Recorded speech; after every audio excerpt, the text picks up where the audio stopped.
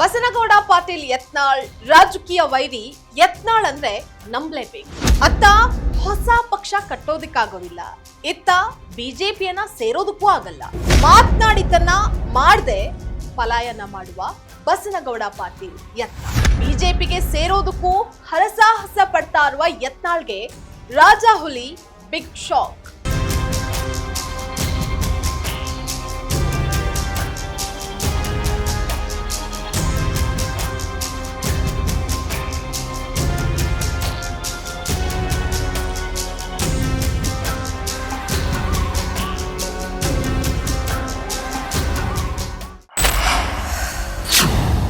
Ladies and gentleman, ಉಚ್ಚಾಟಿತ ಬಸನಗೌಡರಿಗೆ ಯತ್ನಾಳ್ ಅವರೇ ಬದ್ಧ ವೈರಿ. ಇದೇನಿದು ಯತ್ನಾಳ್ ರಾಜಕೀಯ ವೈರಿ ಯಡಿಯೂರಪ್ಪ ಅಲ್ವಾ ಅನ್ನುವಂತಹ ಯೋಚನೆ ಈಗ ಸ್ವಲ್ಪ ಬದಲಾಗಿದೆ. ಯತ್ನಾಳ್ಗೆ ಯತ್ನಾಳ್ ದುಶ್ಮನ್. ಏನೋ ಮಾಡೋದಕ್ಕೆ ಹೋಗಿ ಮತ್ತಿನ್ನೇನೋ ಮಾಡ್ಕೊಂಡ್ರ ಯತ್ನಾಳ್. ಇಲ್ಲದೆ ಇರುವಂತಹ ಇರುವೆಯನ್ನ ಬಿಟ್ಕೊಂಡಂತಹ ಯತ್ನಾಳ್ ದಾರಿ ಕಷ್ಟ. ವೆಲ್ಕಮ್ ಟು ವಾಂಟೆಡ್ ವಿತ್ ನಿಶ್ಚಿತ. ಇದು ನೆಲ ಜಲ ಭಾಷೆಗಾಗಿ ಪ್ರಾಮಾಣಿಕ ಪತ್ರಿಕೋದ್ಯಮ.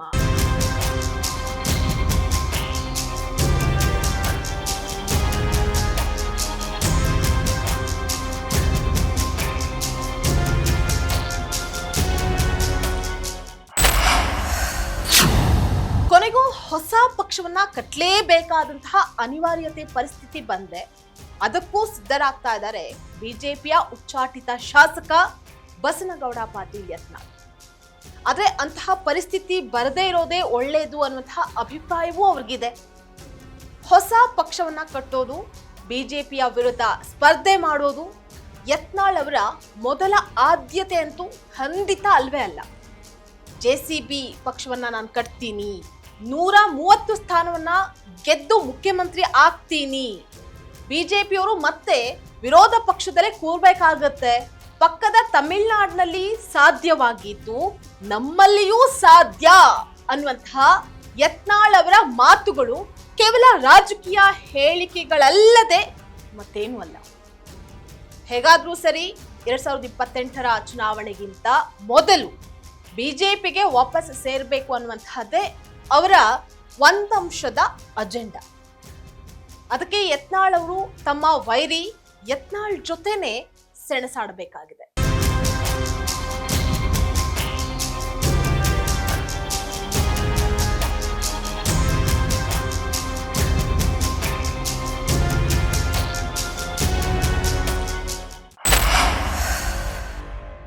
ಆದ್ರೆ ಯತ್ನಾಳ್ ಬಿಜೆಪಿ ಸೇರುವಂತಹ ಲಕ್ಷಣಗಳು ಕೈಗೂಡುವಂತಹ ಸಾಧ್ಯತೆ ಸದ್ಯಕ್ಕಂತೂ ಕಾಣಿಸ್ತಾ ಇಲ್ಲ. ರಾಜ್ಯದಲ್ಲಿ ಹೊಸ ಪಕ್ಷವನ್ನ ಕಟ್ಟಿ ಯಶಸ್ವಿಯನ್ನ ಆಗೋದು ಕೂಡ ಅದು ಅಷ್ಟು ಸುಲಭದ ಮಾತೂ ಅಲ್ಲ. ಕರ್ನಾಟಕದ ರಾಜಕೀಯವನ್ನ 2 ರಾಷ್ಟ್ರೀಯ ಪಕ್ಷಗಳು ಈಗ ಆವರಿಸಿಕೊಂಡಿದೆ. ಸದ್ಯದ ಭವಿಷ್ಯದಲ್ಲಂತೂ ಪ್ರಾದೇಶಿಕ ಪಕ್ಷಕ್ಕೆ ಕರ್ನಾಟಕದಲ್ಲಿ ಭವಿಷ್ಯ ಇಲ್ಲ. ಇರುವಂತಹ ಏಕೈಕ ಪ್ರಾದೇಶಿಕ ಪಕ್ಷವಾದಂತಹ JDS ಕೂಡ ಬಿಜೆಪಿಯ ಮಡಿಲಲ್ಲಿ ಕುಳಿತು ರಾಜಕೀಯ ಮಾಡೋದೇ ಸೇಫ್ ಅನ್ನುವಂತಹ ತೀರ್ಮಾನಕ್ಕೆ ಬಂದಾಗಿದೆ ಅನ್ನುವಂತಹದ್ದು ಯತ್ನಾಳ್ ಅವ್ರಿಗೆ ಚೆನ್ನಾಗಿ ಗೊತ್ತು. ಹಾಗಂತ ಸುಮ್ಮನೆ ಕೈಕಟ್ಟಿ ಕುಳಿತುಕೊಳ್ಳುವಂತಹ ಜಾಯಮಾನ ಕೂಡ ಅವ್ರದ್ದಲ್ಲ. ಅದೇ ಕಾರಣಕ್ಕೆ ಹೊಸ ಪಕ್ಷವನ್ನ ಕಟ್ಟೋದಕ್ಕಾಗಿ ರಾಜ್ಯದಾದ್ಯಂತ ಪ್ರವಾಸವನ್ನ ಮಾಡೋದಕ್ಕೆ ಸುಸಜ್ಜಿತವಾದಂತಹ ವಾಹನವೊಂದನ್ನ ಯತ್ನಾಳ್ ಅವರು ಈಗಾಗಲೇ ರೆಡಿ ಮಾಡ್ಕೊಂಡಿದ್ದಾರೆ. ರಾಜ್ಯದೆಲ್ಲೆಡೆ ಸ್ವಲ್ಪ ಹಿಂದುತ್ವದ ಧೂಳೆಬ್ಸಿದ್ರೆ ದೆಹಲಿ ನಾಯಕರು ತಮ್ಮನ್ನ ಕಣ್ಣೆತ್ತಿ ನೋಡಬಹುದು ಅನ್ನುವಂತಹ ದುರಾಸೆಯೂ ಈ ನಡೆಯ ಹಿಂದೆ ಇರಬಹುದು. ಕರ್ನಾಟಕದ ಎಲ್ಲಾ ಜಿಲ್ಲೆಗಳಿಗೆ ಪ್ರವಾಸವನ್ನ ಮಾಡಿ ಒಂದು ವಾತಾವರಣ ನಿರ್ಮಾಣ ಮಾಡಿದ ನಂತರವೇ ಪಕ್ಷವನ್ನ ಸ್ಥಾಪನೆ ಮಾಡೋದಾಗಿ ಈಗಾಗಲೇ ಯತ್ನಾಳ್ ಅವರು ಘೋಷಣೆಯೂ ಮಾಡಿಯಾಗಿದೆ. ವಾಹನ ಏನೋ ಸಜ್ಜಾಗಿದೆ, ಆದ್ರೆ ಏರೋದಕ್ಕೆ ಮನಸ್ಸು ಇದ್ದಂತಿಲ್ಲ. ಜೊತೆಗೆ ಅದಕ್ಕೆ ಧೈರ್ಯ ಅನ್ನುವಂಥದ್ದಿದೆ ಅಲ್ವಾ, ಆ ಧೈರ್ಯವೂ ಸಾಕಾಗ್ತಾ ಇಲ್ಲ ಅಂತ ಕೂಡ ಹೇಳಲಾಗ್ತಾ ಇದೆ.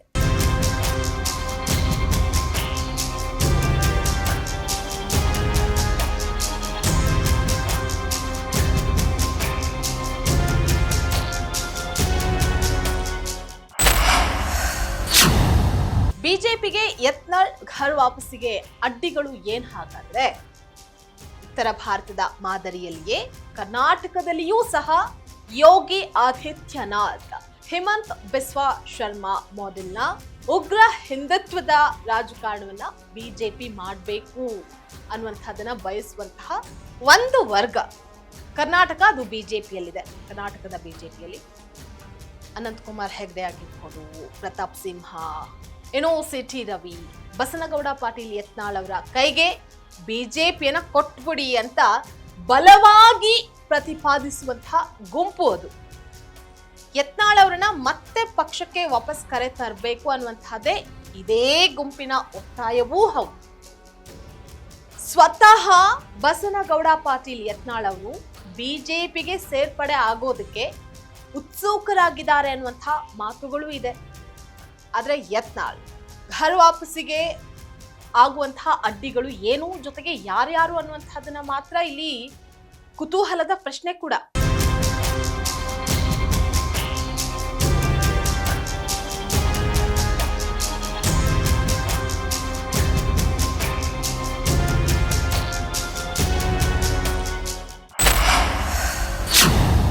ನಿಜಕ್ಕೂ ಯತ್ನಾಳ್ ಅವರ ಘರ್ ವಾಪಸ್ಸಿಗೆ ಅಡ್ಡಿಯಾಗಿರುವಂತಹ ಸಂಗತಿ ಏನ್ ಹಾಗಿದ್ರೆ ಅಂತ ಹೇಳಿ ಬಿಜೆಪಿ ನಾಯಕರಿಗೆ, ಕಾರ್ಯಕರ್ತರಿಗೆ ಕೇಳಿದ್ರೆ ಬಹುತೇಕರು ನೀಡುವಂತಹ ಕಾರಣಗಳೇನಪ್ಪಾ ಅಂತ ಅಂದ್ರೆ, ಇದ್ರ ಪೈಕಿ ಅತ್ಯಂತ ಪ್ರಮುಖವಾಗಿರುವಂತಹದ್ದು ಸ್ವತಃ ಯತ್ನಾಳ್ ಅವರ ಮಾತುಗಳೇ ಅದಕ್ಕೆ ಕಾರಣ ಅನ್ನುವಂತಹದ್ದು. ಕಳೆದ 2 ವರ್ಷಗಳಿಂದ ಯಡಿಯೂರಪ್ಪ ಹಾಗೆ ರಾಜ್ಯಾಧ್ಯಕ್ಷ ವಿಜಯೇಂದ್ರ ಅವರ ವಿರುದ್ಧ ಹರಿಹಾಯುವುದರ ಮೂಲಕ ಯತ್ನಾಳ್ ಅವರ ದಿನಚರಿ ಆರಂಭ ಆಗುತ್ತೆ. ಈ ಇಬ್ಬರೂ ನಾಯಕರ ವಿರುದ್ಧ ಟೀಕಾ ಪ್ರಹಾರ ಮಾಡುವುದರ ಮೂಲಕವೇ ಅವರ ದಿನ ಮುಕ್ತಾಯ ಆಗುತ್ತೆ. ಕನಿಷ್ಠ 24 ಗಂಟೆಯೂ ಕೂಡ ಯಡಿಯೂರಪ್ಪ ಅವರ ಕುಟುಂಬದ ವಿರುದ್ಧ ಮಾತನಾಡದೆ ಇರೋದಕ್ಕೆ ಯತ್ನಾಳ್ ಅವರಿಗೆ ಸಾಧ್ಯ ಇಲ್ಲ. ಯಡಿಯೂರಪ್ಪ, ವಿಜಯೇಂದ್ರ ಅವರ ವಿರುದ್ಧ ಟೀಕೆ ಮಾಡುವುದನ್ನ ಯತ್ನಾಳ್ ಅವರು ಒಂದು ವೃತ್ತದಂತೆ ಇಲ್ಲಿ ಆಚರಿಸ್ತಾ ಇದ್ದಾರೆ. ಇದೇ ರೀತಿ ಟೀಕಾ ಪ್ರಹಾರಕ್ಕೆ ಬಳಕೆ ಮಾಡುವಂತಹ ಭಾಷೆಯು ಅನೇಕ ಬಾರಿ ಅತಿರೇಕಕ್ಕೂ ಕೂಡ ಒಗ್ಗಿದ್ದಿದೆ. ಮತ್ತೆ ಅದು ವೈಯಕ್ತಿಕ ದ್ವೇಷದಿಂದ ಕೂಡಿರುತ್ತೆ ಕೂಡ. ಇದಕ್ಕೆ ತದ್ವಿರುದ್ಧವಾಗಿ ಯಡಿಯೂರಪ್ಪ ಅವರಾಗ್ಲಿ ಅಥವಾ ವಿಜಯೇಂದ್ರ ಅವರಾಗ್ಲಿ ಯತ್ನಾಳ್ ಅವರ ದೈನಂದಿನ ಟೀಕೆಗಳಿಗೆ ಉತ್ತರವನ್ನ ಕೊಡುವಂತಹ ಗೋಜಿಗೆ ಹೋಗ್ತಾ ಇಲ್ಲ. ಇದು ರಾಜಕೀಯವಾಗಿ ಯತ್ನಾಳ್ ವಿರುದ್ಧವೇ ವರ್ಕ್ ಆಗ್ತಾ ಇದೆ.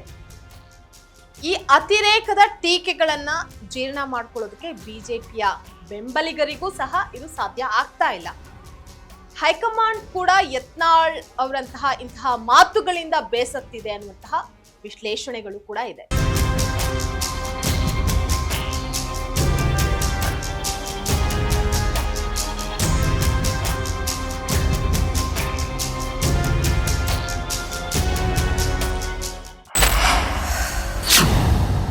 ಕರ್ನಾಟಕದಲ್ಲಿ ಯಡಿಯೂರಪ್ಪ ಅವರಿಗೆ ಪರ್ಯಾಯವಾದ ನಾಯಕ ಈಗಲೂ ಸಹ ಬಿಜೆಪಿಯಲ್ಲಿ ಇಲ್ಲ ಅನ್ನುವಂತಹ ಅಭಿಪ್ರಾಯ ದೆಹಲಿ ಮಟ್ಟದಲ್ಲಿದೆ. ಇನ್ನು ಹೀಗಿರುವಾಗ ಯತ್ನಾಳ್ ಈ ಬಿಎಸ್ವೈ ಸಹಸ್ರನಾಮ ಜಪ ಪಕ್ಷಕ್ಕೆ ಮುಜುಗರವನ್ನ ತಂದೊಡ್ತಾ ಇದೆ, ಹಿನ್ನಡೆಯನ್ನ ಉಂಟು ಮಾಡ್ತಾ ಇದೆ ಅನ್ನುವಂತಹ ಅಭಿಪ್ರಾಯವು ಅನೇಕರಿಗಿದೆ.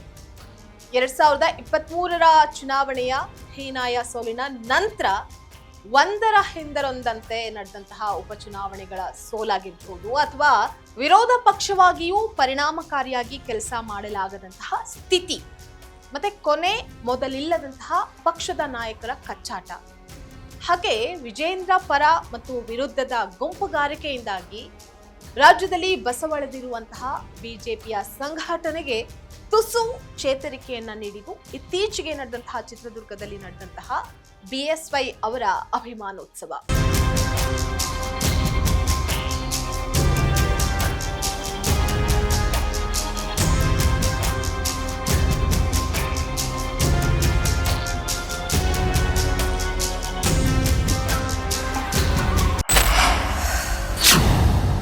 ಈಗ ಯಡಿಯೂರಪ್ಪ ಸ್ಟ್ರಾಂಗ್ ಆಗಿದ್ದಾರೆ. ಯತ್ನಾಳ್ ದಾರಿ ದುರ್ಗಮವಾಗಿದೆ. ಯತ್ನಾಳ್ ಅವರ ವೈರಿ ಯತ್ನಾಳ್ ಅವರನ್ನೇ ಡೀಲ್ ಮಾಡಬೇಕಾದಂತಹ ಸಂದರ್ಭ ಈಗ ಬಂದೊದಗಿದೆ. ಇದಾಗಿತ್ತು ವಾಂಟೆಡ್ ವಿತ್ ನಿಶ್ಚಿತ. ಎಕ್ಸ್ಕ್ಲೂಸಿವ್ ರಾಜಕೀಯ ಸುದ್ದಿಗಳು ಹಾಗೆ ವಿಶ್ಲೇಷಣೆಗಾಗಿ ನೋಡ್ತಾ ಇರಿ ಫೋಕಸ್ ಟಿವಿ.